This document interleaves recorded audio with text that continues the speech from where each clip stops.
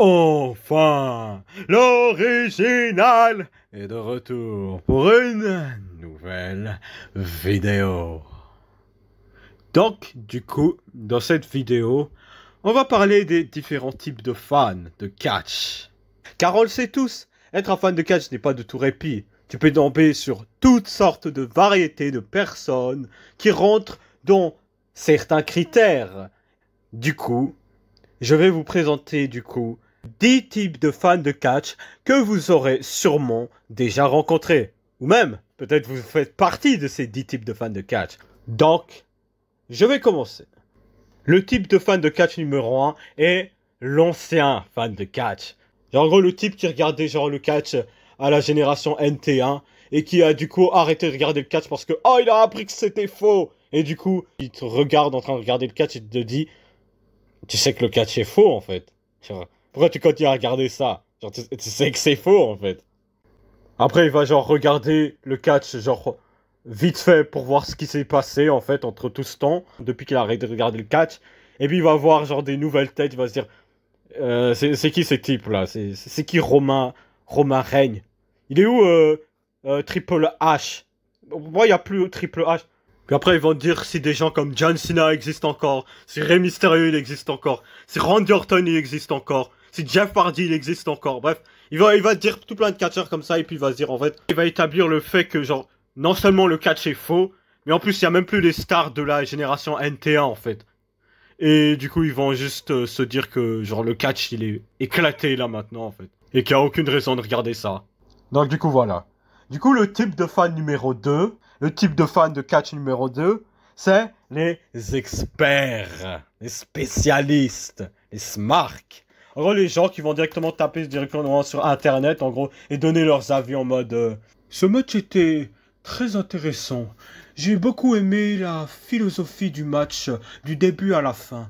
J'ai beaucoup aimé la manière dont Gunther a eu de directement le torse de son adversaire. Ça a montré une brutalité dans une forme artistique à peindre directement le torse de son adversaire avec des stigmates rouges sur son corps. Genre, j'ai vraiment beaucoup aimé l'art que Gunther a de faire son catch. J'ai trouvé que son match contre Ilja Dragunov à NXT UK en 2020 était le meilleur match que j'ai jamais vu de ma vie. Je pense que c'était mieux que Undertaker et Shawn Michaels dans leurs 2 matchs qu'ils ont eu à WrestleMania. En gros, voilà, ça fait vraiment des avis comme ça que tu peux voir sur Cage Match, en gros. Genre, t'as vraiment des gens en mode qui sont, en gros, en train de donner des avis, en gros, genre, comme s'ils se pensaient des experts, quoi. Genre, ils sont en train de parler, genre, du catch, comme si c'était, genre, une performance artistique de haut niveau, comme ça, genre c'est un faux sport. Genre, pour quelque chose qui est censé être un art compliqué, c'est tellement compliqué que, apparemment, des youtubeurs comme Logan Paul peuvent faire du catch comme un hobby et genre le pratiquer quasiment à la perfection en genre 3 ans, quoi. Voilà, quoi. De là, d'avoir des gens sur internet qui commencent à parler du catch comme ça, comme genre, comme un match de foot, par exemple. Genre, ils commencent à critiquer comme ça la performance, comme genre des experts, comme ça, genre ils vont comme ça sur internet, ils commencent à critiquer genre chaque partie du match. Comme ça, genre, parler des placements de position, genre, c'est faux, c'est prémédité. Genre, à un moment, ça y est. Puis après, le type de fan numéro 3, c'est le type de fan en mode encyclopédie. En gros, c'est des fans de catch qui pourraient te citer genre n'importe quel match qui s'est passé en genre 1988 ou genre te citer ce qui s'est passé exactement dans le show de Raw en 1998 février 14. C'était un samedi, mais bref, t'as compris l'idée, quoi. Genre, en gros, c'est le type de fan qui, genre, quand un type, genre, des indies font signer en mode, genre, Aleister Black, quand il s'est fait signer de NXT en 2018, ils vont commencer à dire t'as jamais vu les matchs de Tommy End? Tu devrais regarder ces matchs, genre, aux Pays-Bas, les matchs de Tommy End aux Pays-Bas, où, genre, ils vont, genre, te parler d'à quel point Gunther, c'est un excellent catcheur parce qu'il a fait ses matchs à la WXW en Allemagne, comme ça. Ou pire, pour moi en tout cas. Genre les fans de catch, genre des années 80 qui sont en mode oh, Ric Flair contre Ricky Steamboat, c'était le meilleur match de tous les temps. Voilà. Ce genre de fan en gros, genre. Ric Flair contre Ricky Steamboat. Faut arrêter de nous faire une 1987 parce que ce match, faut pas prétendre devant moi que ce match c'était un 6 étoiles et que c'est un match qui est toujours regardable aujourd'hui. Genre c'est un match qui était bon pour les standards de l'époque, mais que là maintenant il a clairement juste mal vieilli. Genre en gros c'est encore, une fois, le type de fan qui pourrait te dire sérieusement que genre tu devrais regarder Harley Race contre Dusty Rhodes en 1975 parce que ça c'était une clinique de catch hors pair que genre simplement les fans de catch intelligents peuvent comprendre. Alors que c'est juste un match qui a mal vieilli quoi, tout simplement. C'est un match qui était encore une fois bon pour les standards de l'époque mais qui a juste très mal vieilli. Voilà, bref. Maintenant, on va parler du type numéro 4 de fans de catch. Et le type numéro 4 de fans de catch est de loin le pire dans le classement. Parce que le type numéro 4 de fans de catch est nul autre que les pervers, que les neckbeards, que les vierges, que les grollards qui vivent dans la cave de leur mère. Voilà. En gros, c'est les types de fans qui viennent du coup dans des endroits où tu peux faire des rencontres avec les superstars. Et en gros, ils veulent venir spécialement pour rencontrer les catcheuses. Pour en gros faire des photos avec elles, commencer à les tenir de manière forcée, bizarre comme ça. Et puis, ça rend la situation très malaisante. Parce que ce genre de personnes se créent des fantaisies dans leur tête avant de venir dans ces shows. Et quand le moment vient du coup de rencontrer ces catcheuses en question, de face à face, pour de vrai, du coup, ça va créer une situation de malaise. Parce que toutes les fantaisies que ces vierges se sont créées dans la tête ne seront pas réciproques. Et ça va créer un gros malaise. Là, en tout cas, j'ai parlé de l'un des pires cas de figure. Il y a aussi des gens sur Internet, plus précisément sur Reddit, qui vont commencer à s'inventer encore une fois des fantaisies dans leur tête et qui vont écrire des commentaires comme « Oh, j'aimerais bien que Rhea Ripley pisse dans ma bouche. » Genre, il y a littéralement des gens qui disent ça. Genre, en allant sur Reddit, il y a littéralement des gens qui ont dit ça. Et je ne rigole pas. Mais des commentaires comme ça, je pense que ça ferait clairement plus de sens. Genre, si c'était destiné à une catcheuse comme Trish Stratus, comme ça, qui a été genre sexualisée pendant genre l'entièreté de sa carrière carrément. Même si je trouve quand même que c'est toujours bizarre, hein, faut quand même clairement le dire. Et genre là, t'as genre des vierges qui commencent à genre dire des commentaires pareils, genre sur une catcheuse comme Rhea Ripley qui est genre juste positionnée comme une meuf qui catch. Genre Rhea Ripley elle a jamais été sexualisée à la télé quoi. Genre c'est juste une meuf qui catch. Genre elle est positionnée comme Chyna quoi. En 97, 98, genre c'est pas une meuf qui est genre là pour genre te faire ouvrir la braguette par exemple. Donc les gens en fait, genre ces vierges, ils sont en fait dans une position dans laquelle où genre y a aucun élément qui est censé te donner envie de genre trouver cette meuf attractive vu que genre elle est tout l'inverse de féminin.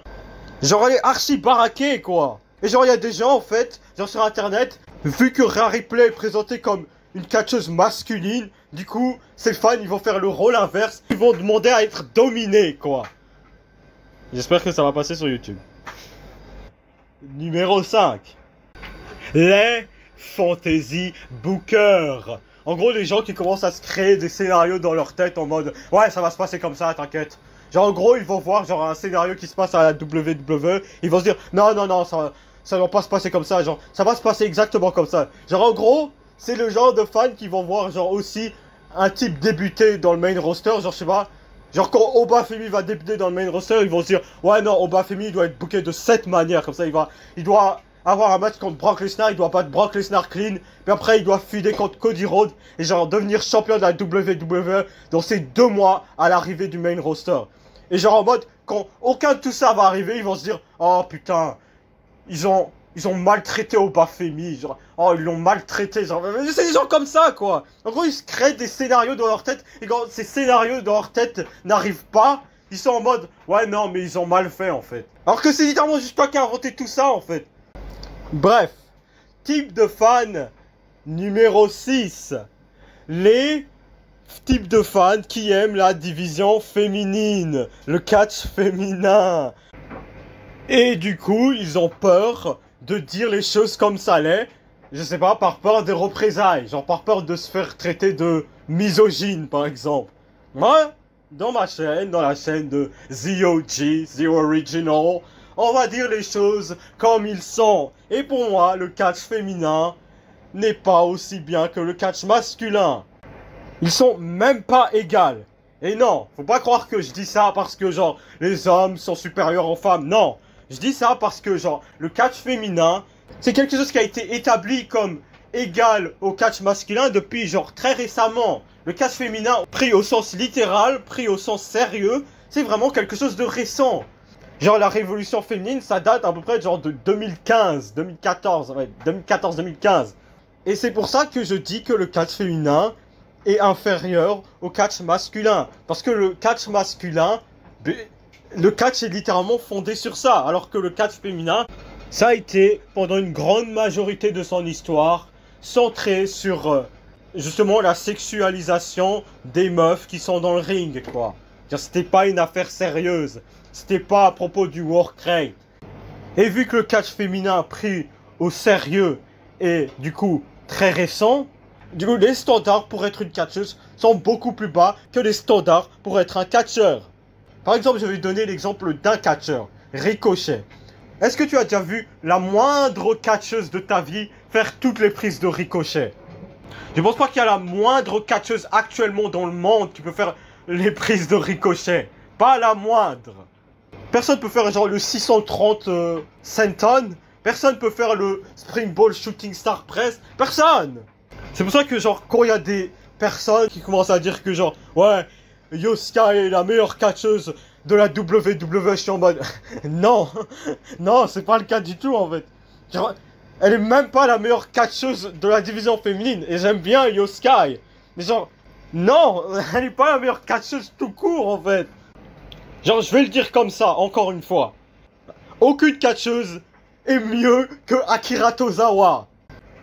Bref, type de fan numéro 7. Les marques du catch japonais.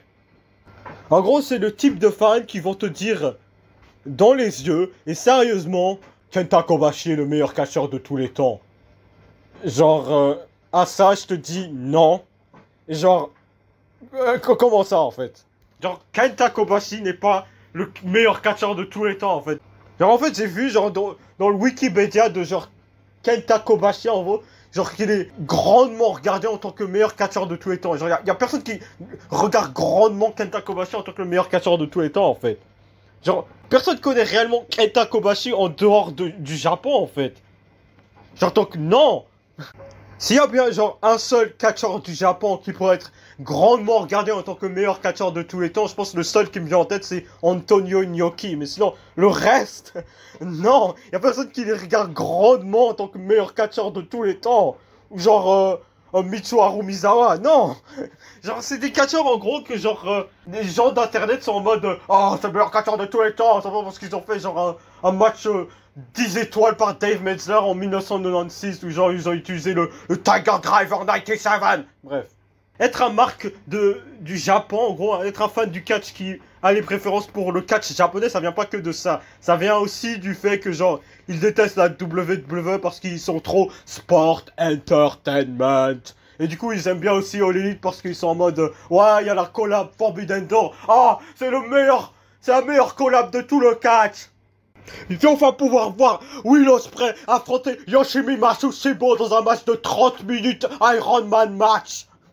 Je vais enfin pouvoir voir Daniel Bryan affronter Zack Sabre Jr. dans le plus grand match technicien de tout l'histoire du catch.